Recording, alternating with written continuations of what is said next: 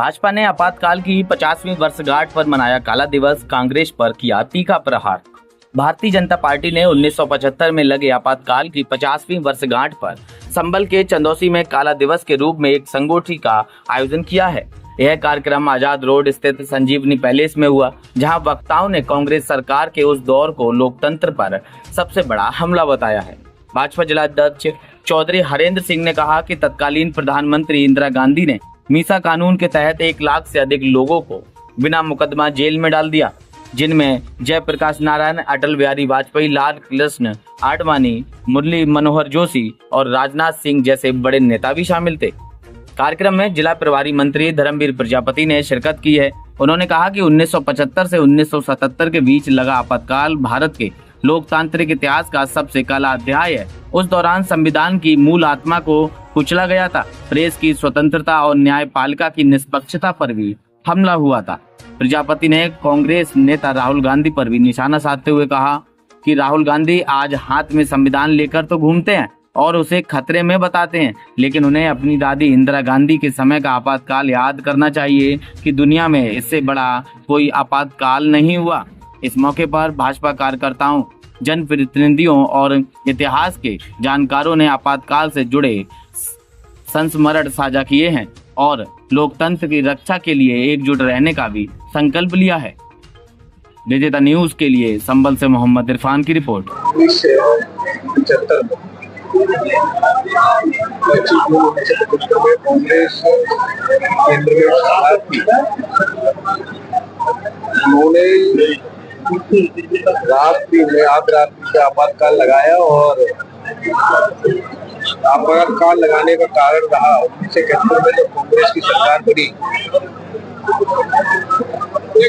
तो इंदिरा जी के समक्ष राजनारायण जी चुनाव लड़े थे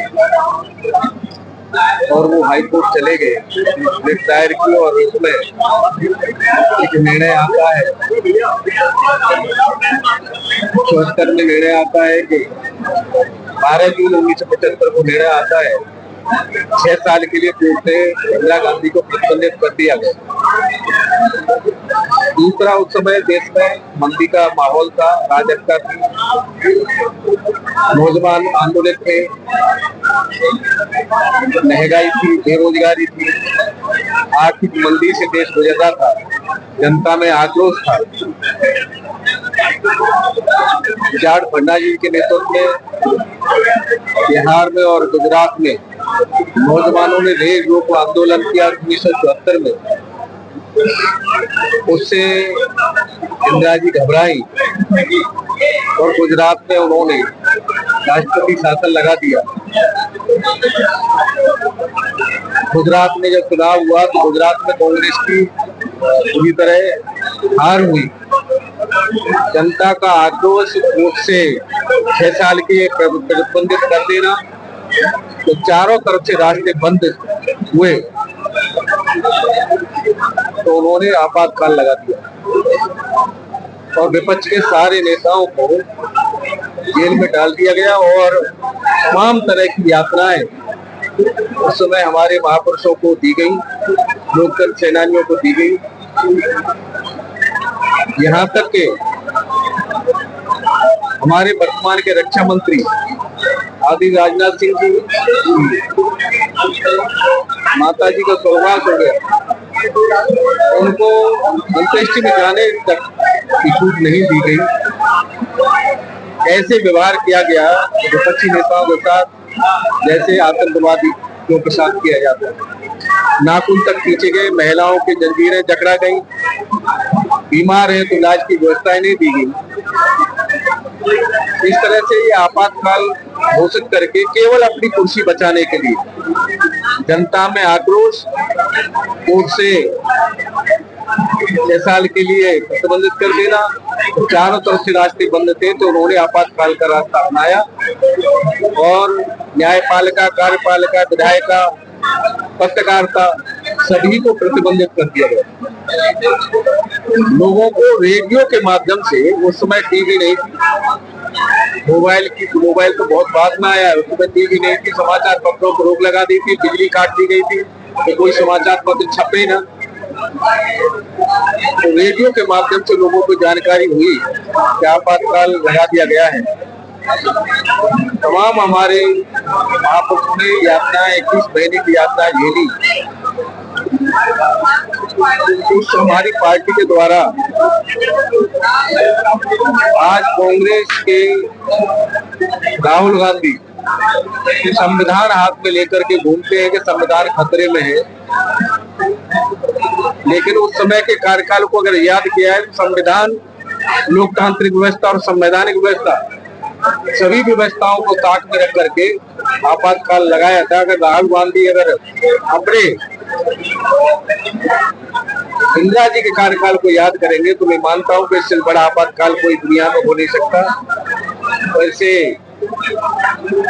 कैसे हमारी पार्टी के प्रतिवर्ष लोकतंत्र सेनानियों का सम्मान करना, ऐसे महापुरुषों को याद करना और जनता को उस समय के कांग्रेस के काले कारनामे और करतूतों को जनता के बीच में पहुंचाने का कार्यक्रम हमारी पार्टी के द्वारा होता है। इसी तरह का कार्यक्रम आज यहाँ संपन्न हुआ है।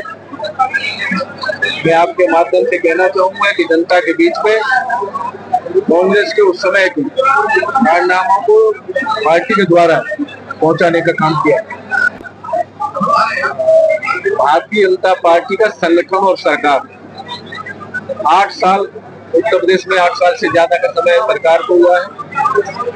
संगठन और सरकार नित्य निरंतर उत्तर प्रदेश कैसे आगे बढ़े, जनता कैसे खुशहाल रहे। जनता ने हमें वोट दे करके दूसरी बार सत्ता हमें दी है, केंद्र में तीसरी बार हमें सत्ता दी है, तो हम लोगों का दायित्व बनता है कि जनता के हित के लिए हम निरंतर काम करें। जनता के कैसे आगे बढ़े उत्तर प्रदेश, देश कैसे आगे बढ़े, दोनों ही सरकारें इस विषय पर निरंतर बिना थके बिना रुके नित्य निरंतर, न आदरणीय प्रधानमंत्री ने हमारे ने एक दिन की छुट्टी ली, न आदरणीय मुख्यमंत्री ने एक दिन की छुट्टी ली। नित्य निरंतर जनता के बीच में रहना, उनकी समस्याओं को सुनना और जनता की बात मुख्यमंत्री तक और प्रधानमंत्री तक पहुंचाना और उनकी समस्याओं के समाधान के लिए सरकार संसद दोनों मिलकर काम करते हैं। उसी का परिणाम है कि जनता हमें आशीर्वाद दे रही है। राहुल गांधी की रही बात, जनता सब जानती है उत्तर प्रदेश में कहीं कोई वजूद नहीं है। उस परिवार से मेरा घनिष्ठ संबंध रहा है। तो भगत सिंह सुखदेव राजगुरु के बलिदान दिवस पर यह गीत गाया था, इस समय सुना रहा हूँ। हाँ, बसंती चोला माहे रंग दे बसंती चोला, ओ मेरा रंग दे बसंती चोला, रंग दे बसंती चोला।